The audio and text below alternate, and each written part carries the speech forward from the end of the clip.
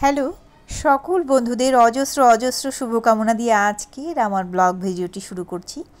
তো আমি সোলার বক্সে কিভাবে মরিচ গাছ লাগালাম আর ঝুমঝুম মরিচ হলো কিভাবে, সেই গল্পই আজ করছি তোমাদের সাথে।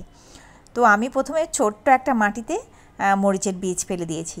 তারপরে সোলার বক্সে তরকারির খোসা জমিয়ে সেখানে স্তূপ করেছি। তারপরে ধানের গুঁড়ো সেটাকে দিয়েছি, তার উপরে মাটি দিয়েছি, মাটি দিয়ে সেটাকে পচিয়েছি। পচানোর পরে গাছগুলো যখন একটু বড় হয়েছে, জায়গাটা একটু শক্ত শক্ত হয়েছে, নরম নেড়ে দিয়েছি।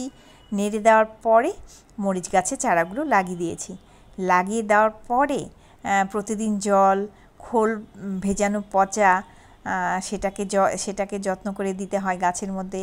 আর প্রতিদিন মরিচ গাছগুলোকে ধুয়ে দিয়েছি প্রতিদিন জল দিয়ে। আর এত মরিচ এসছে, আমি তো মুগ্ধ মরিচ দেখে। তোমাদের দেখাচ্ছি মরিচ কেমন ধরেছে, আর ফুলও ধরেছে প্রচুর। মরিচগুলো এত লম্বা লম্বা আর এত ঝুমঝুম মরিচ এসছে ছাদ বাগানে।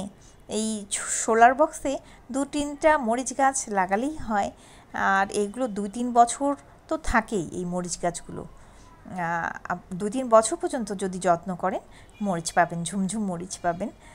তো সকল বন্ধুদের অজস্র অজস্র ধন্যবাদ। আমার ভিডিওটি দেখলে আমি খুশি হব, কমেন্টস করলে আরও খুশি হব, লাইক দিলে তো খুশি হবই।